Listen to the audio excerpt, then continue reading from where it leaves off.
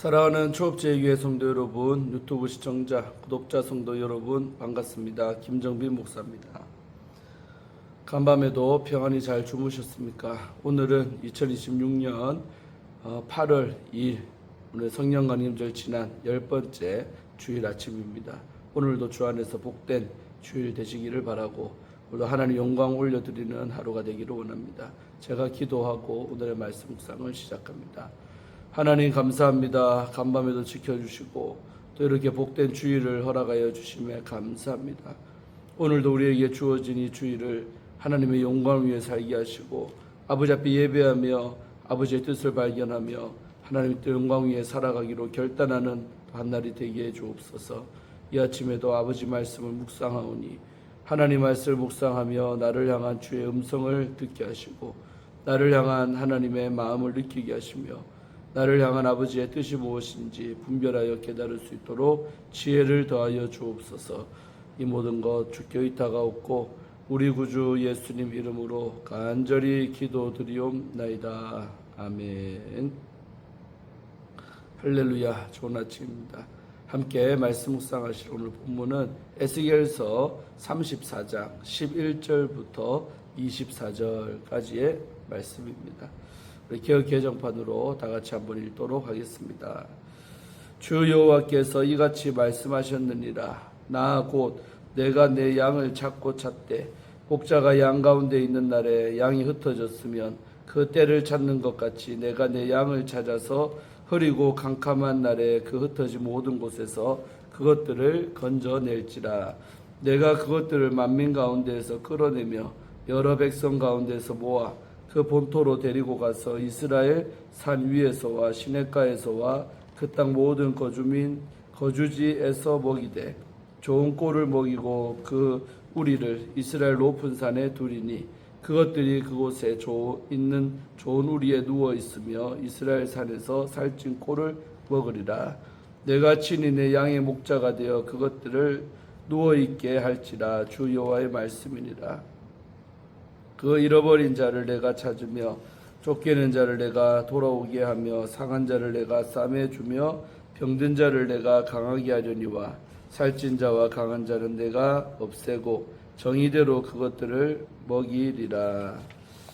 주 여호와께서 이같이 말씀하셨느니라. 나의 양떼 너희여, 내가 양과 양 사이와 순양과 순염소 사이에서 심판하노라. 너희가 좋은 꼴을 먹는 것을 작은 일로 여기느냐? 어찌하여 남은 꼴을 발로 밟겠느냐? 너희가 맑은 물을 마시는 것을 작은 일로 여기겠느냐? 어찌하여 남은 물을 발로 더럽혔느냐? 나의 양은 너희 발로 밟은 것을 먹으며 너희 발로 더럽힌 것을 마시는도다 하셨느니라. 그러므로 주 여호와께서 그들에게 이같이 말씀하시되 나 곧 내가 살찐 양과 파리한 양 사이에서 심판하리라. 너희가 옆구리와 어깨로 밀어뜨리고 모든 병든 자를 뿔로 받아 무리를 밖으로 흩어지게 하는도다. 그러므로 내가 양떼를 구원하여 그들로 다시는 노략거리가 되지 아니하게 하고 양과 양 사이에 심판하리라. 내가 한 목자를 그들 위에 세워 먹이게 하리니 그는 내 종 다윗이라. 그가 그들을 먹이고 그들의 목자가 될지라. 나 여호와는 그들의 하나님이 되고 내 종 다윗은 그들 중에 왕이 되리라. 나 여호와의 말이니라. 아멘. 예, 오늘도 본문 말씀을 먼저 주의할 때 은혜 받으시기를 바랍니다. 자, 오늘 11절과 12절 두 절의 말씀은 여호와의 직접적인 계획과 구출 선언이 나오고 있죠. 본문은 주 여호와께서 이같이 말씀하셨느니라로 시작을 합니다. 이어서 나 곧 내가 내 양을 찾고 찾되라는 신적 선언이 울려 퍼집니다. 히브리어 원문에서 1인칭 대명사 내가를 이중으로 강조하는 이런 표현은 앞서 1절에서 10절까지 해서 고발된 거짓 목자들의 무책임을 꼬집는 선언입니다. 하나님이 친히 구원의 현장에 등장하신 것입니다. 여호와의 사역은 내 양을 찾는 것입니다. 목자의 본질적 사명이 흩어진 양떼를 찾는 것임을 확인한 후 12절이죠. 여호와께서는 더 나아가 흐리고 캄캄한 날에 흩어진 양들을 건져내겠다고 선언을 하십니다. 흐리고 캄캄한 날은 단순한 날씨가 아니라 예루살렘 멸망과 바벨론 포로라는 전대미문의 환란 가운데 백성이 열방으로 뿔뿔이 흩어지게 된 참혹한 상황을 의미합니다. 가장 어두운 그날에 참목자 되신 여호와께서는 가장 역동적으로 당신의 양을 찾아 나서십니다. 아멘. 자, 이어서 우리 13절, 14절 두 절의 말씀은 새로운 출애굽과 안식이 나오죠. 흩어진 백성을 모으는 새로운 출애굽이 이제 선포됩니다. 하나님은 흩어진 양떼를 만민 가운데서 끌어내며 열국 중에서 모아 본토로 이끄십니다. 바벨론을 비롯한 열강의 압제 아래 흩어진 디아스포라, 우리 유대인들을 향한 귀한 선언인 것이죠. 양들은 이스라엘 산 위의 시냇가와 그 모든 거주지에 도착해 좋은 꿀을 먹으며 이스라엘 높은 산에서 좋은 우리에 누워 살찐 꿀을 먹을 것입니다. 참 목자 여호와께서 약속하시는 구원은 간념적이거나 영적인데 그치지 않습니다. 약속의 땅에서 실제적인 생존과 번영을 동반하는 몸과 삶 전체의 바로 회복입니다. 자, 다음으로 우리 15절, 16절 말씀은 참 목자의 돌봄과 공의로운 통치가 나옵니다. 이제 여호와께서 참된 목자가 되셔서 어떻게 돌보고 공의를 실천하시는지를 보여줍니다. 내가 친히 내 양의 목자가 되어 그것들을 누워있게 할지라. 우리 15절이죠. 여기서 누워있다라는 표현은 양이 취할 수 있는 최고의 안식을 말합니다. 그들은 지키는 목자, 편안한 우리, 또 살찐 꼴이 있는 곳에서만 누릴 수 있는 평안입니다. 불안이 사라지고 피로가 채워진 자만이 누릴 수 있는 그런 평화이죠. 여호와의 돌봄은 양의 상태에 따라 섬세하게 달라집니다. 잃어버린 자는 찾고 쫓긴 자는 돌아오게 하며 상한 자는 싸매주고 또 병든 자는 강하게 하십니다. 이 목록은 거짓 목자들이 철저히 외면했던 목록 4절이죠. 그 목록을 그대로 뒤집은 것입니다. 반면에 살찐 자와 강한 자, 곧 공동체 안에서 힘으로 타인의 몫을 빼앗은 기득권층은 여호와께서 멸하십니다. 즉 연약하든 강하든 모두를 공의로 먹이십니다. 목자들이 외면했던 백성의 깊은 상처와 치명적인 고통을 여호와께서 친히 치료하시고 보듬으십니다. 참 목자이신 하나님은 공의의 기초에서 새 시대를 다스리십니다. 다음으로 우리 17절 한 절은 심판의 대상 전환이 나오죠. 하나님은 공동체 내부의 양과 양 사이와 순양과 순염소 사이에서 심판하겠노라고 선언하십니다. 순양과 순염소는 무리 내에서 힘이 세고 주도권을 쥔 우두머리들을 상징하며 유다 사회 내에서 경제적, 사회적 우위를 점하고 연약한 이웃을 무자비하게 짓밟던 자들을 가리킵니다. 이 양과 양 사이와 순용과 순염소 사이라는 표현은 백성 가운데서도 강자와 약자의 구분이 엄연히 존재했음을 보여줍니다. 평범한 공동체 안에서 자행되는 일상적인 착취와 또 폭력에 대해서도 하나님은 엄정한 재판관으로 임하십니다. 자, 다음으로 18절, 19절 두 절은 강자들의 자원 독점과 폭력이 나옵니다. 살찐 양들의 죄악은 두 가지로 묘사가 됩니다. 첫째, 자신들이 먹고 남은 꼴을 발로 짓밟고 못쓰게 만듭니다. 둘째로 마시고 남은 물을 발로 휘저 흙탕물로 만들어버렸습니다. 이것은 단순한 낭비가 아닙니다. 자신이 독점한 풍요를 다른 이들은 누리지를 못하도록 의도적으로 파괴하는 행위죠. 그 결과는 참혹합니다. 파리한 양들을 오염되고 짓밟힌 찌꺼기로 간신히 연명을 해야 했습니다. 19절 말씀이죠. 하나님은 강자가 약자를 희생시켜서 번영하는 공동체를 결코 묵인하지 않습니다. 번영의 독점은 하나님 앞에서의 폭력이죠.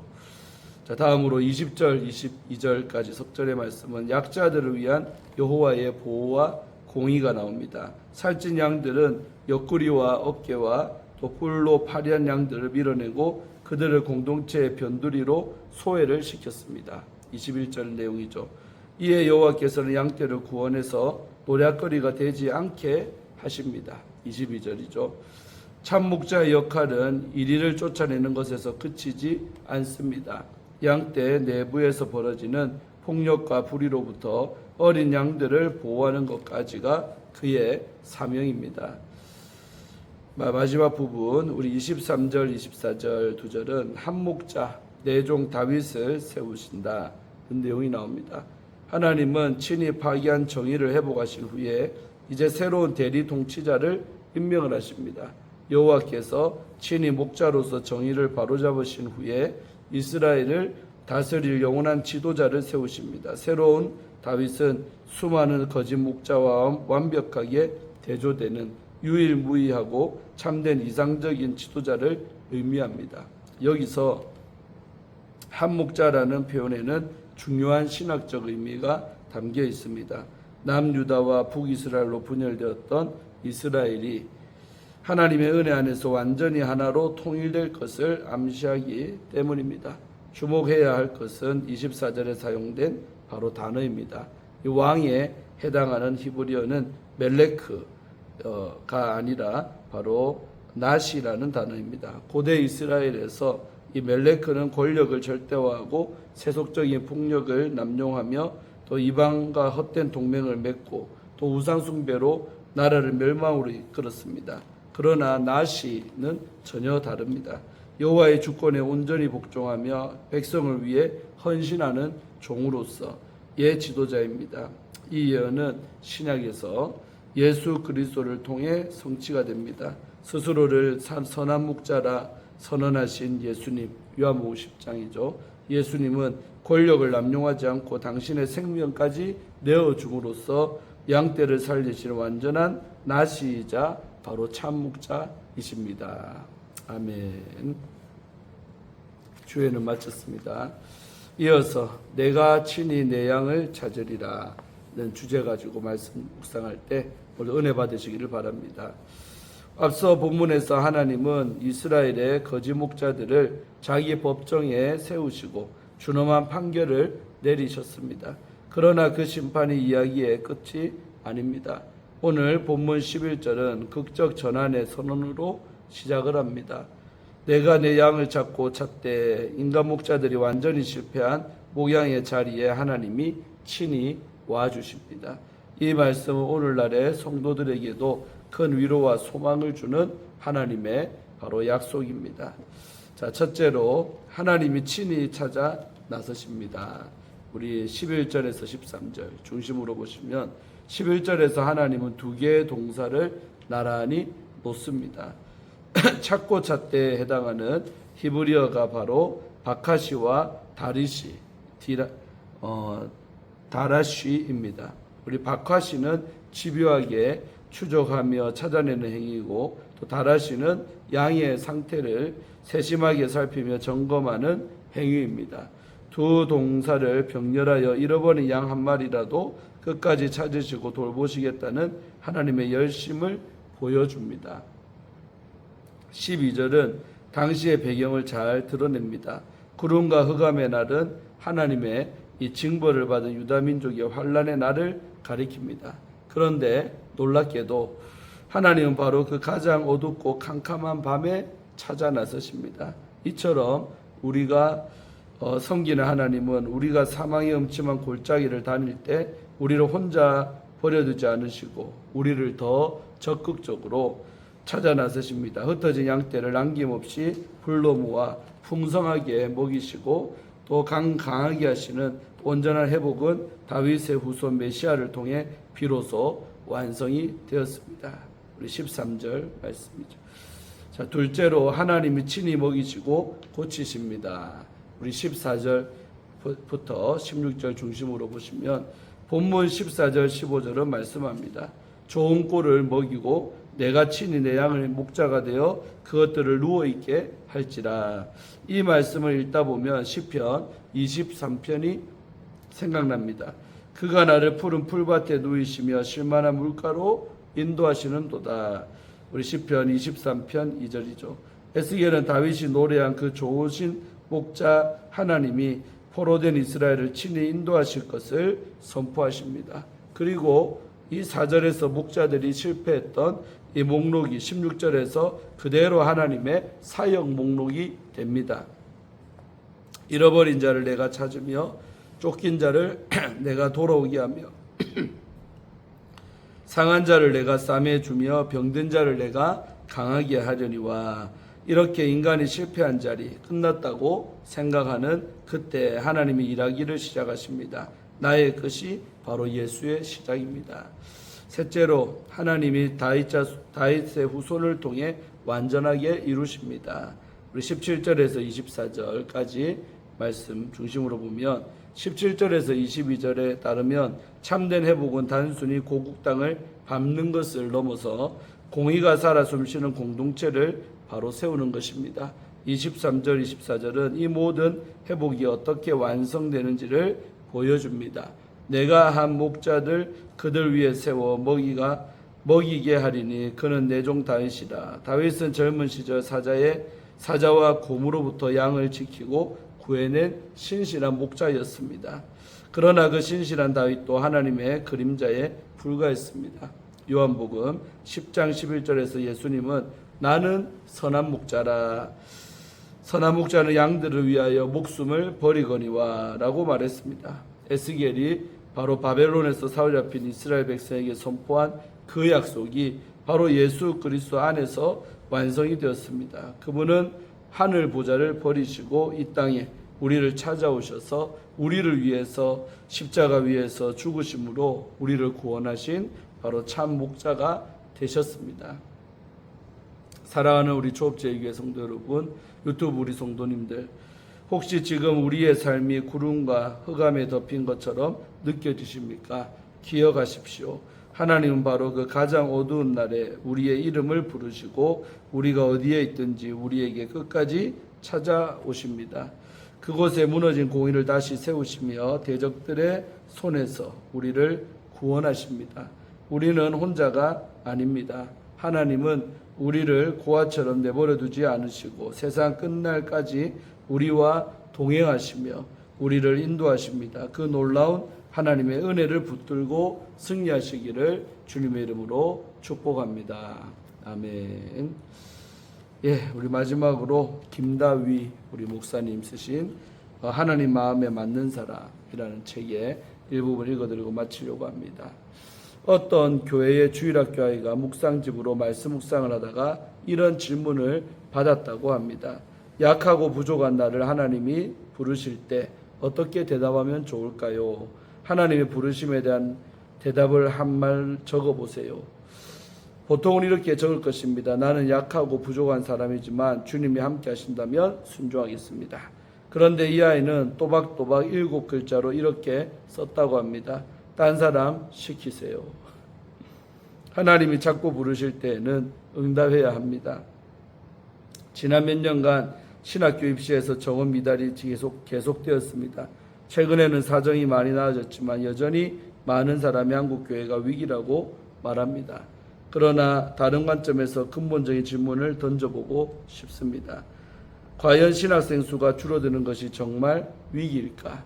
물론 표면적으로는 신학교 운영에 재정적인 어려움이 생기기에 신학교 입장에서는 위기일 수가 있습니다. 그러나 사람이 없다고 하나님의 부름을 받지 않았는데 신학교에 입학하고 소명없는 이들이 교회를 맡게 된다면 그것이야말로 진정한 위기요 재앙일 것입니다. 이스라엘의 위기는 제사장의 숫자가 줄었기 때문이 아니었습니다. 실로에는 엘리도 있었고 홈리와 비나스라는 차세대 제사장들도 이미 준비되어 있었습니다. 문제는 그들이 하나님을 알지 못했다는 데 있었습니다. 그들에게는 하나님의 말씀이 없었습니다. 숫자가 부족한 것이 아니라 참으로 소명받고 부름받은 하나님의 종들이 없었던 것이 위기입니다. 아멘. 오늘 이것으로 큐티를 마칩니다. 오늘 거룩하고 복된 주일인데요. 정말 참 목자 되신 우리 예수님 바라보고 승리하시고 또 우리가 이 땅에서 목자의 사명 잘 감당하며 살아갈 수 있도록 또 이 종을 위해서도 기도하고 여러분 스스로도 그런 목자로서의 사명이 있습니다. 잘 감당하시기를 주 이름으로 축원드립니다. 제가 기도하고 마칩니다. 하나님 감사합니다. 오늘도 거룩하고 복된 주일을 허락하시고 이 아침에도 에스겔서를 통하여 은혜 받게 하심에 감사합니다.